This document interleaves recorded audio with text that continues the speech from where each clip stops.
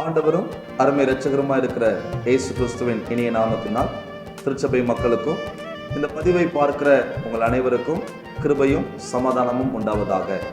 இந்த புதிய மாதத்தில் ஆண்டவர் உங்களை நிறைவாய் ஆசீர்வதிப்பாராக. இந்த அக்டோபர் மாதத்திற்கான வாக்குத்தத்த வசனம் ரோமர் 9ஆம் அதிகாரம் 16ஆம் வசனம்.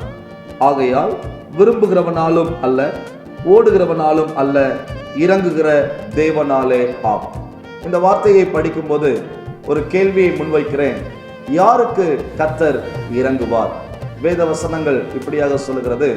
சங்கீதம் 103:13, தகப்பன் தன் பிள்ளைகளுக்கு இறங்குகிறது போல கர்த்தர் தமக்கு பயந்தவர்களுக்கு இறங்குகிறார். இதற்கு உதாரணமாக ஆபிரகாமை குறித்து ஆதியாகமம் 22ஆம் அதிகாரம் 18ஆம் வசனத்திலே சொல்லுகிறது, ஆபிரகாம் என் சொல்லுக்கு கீழ்ப்படிந்தபடியினால். அருமையான தேவ ஜனங்களே, நீங்களும் நானும் ஆசீர்வதிக்கப்பட வேண்டுமானால், உங்களுக்கும் எனக்கும் கர்த்தருடைய இரக்கம் கிடைக்க வேண்டுமானால் நம் கர்த்தருக்கு பயந்து நடக்க வேண்டும். ஒருவேளை இதை பார்க்கிற நீங்கள் ஆண்டவராகிய இயேசு கிறிஸ்துவை அறிந்தவர்களா இருந்தாலும் அறியாதவர்களா இருந்தாலும் நான் உங்களுக்கு சொல்லுகிறேன், ஆண்டவராகிய இயேசு கிறிஸ்துவுக்கு பயப்படுங்கள். எப்படி இயேசு கிறிஸ்துவுக்கு பயப்படுவது? இயேசு கிறிஸ்து நமக்கு வேதத்தை கொடுத்திருக்கிறார். இயேசு கிறிஸ்து சபை என்கிற ஒரு காரியத்தை கொடுத்திருக்கிறார். இந்த 2 இடங்களிலும் அவர் சொன்ன வார்த்தைகள் நமக்கு தெளிவாக பிரசங்கிக்கப்படுகிறது. அந்த வார்த்தையை கேட்டு அதன்படி நாம் நடப்போமானால் அதுவே கர்த்தருடைய பார்வையில் அவருக்கு பயப்படுகிற பயம். அவருக்கு பயப்படும் பொழுது, அவருடைய வார்த்தைக்கு கீழ்ப்படியும் போது அவர் நமக்கு இறங்குவார்.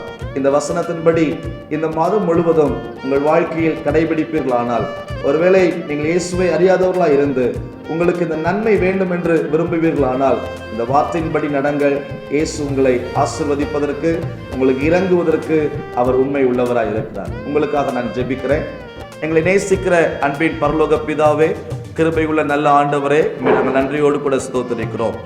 விரும்புகிறவனாலும் அல்ல, ஓடுகிறவனாலும் அல்ல, இறங்குகிற தேவனாலே ஆம் என்ற வார்த்தையின்படி உமக்கு பயந்து நடக்கிற ஒவ்வொருவர் மேலும் நீர் இறங்குகிறீர் அப்பா.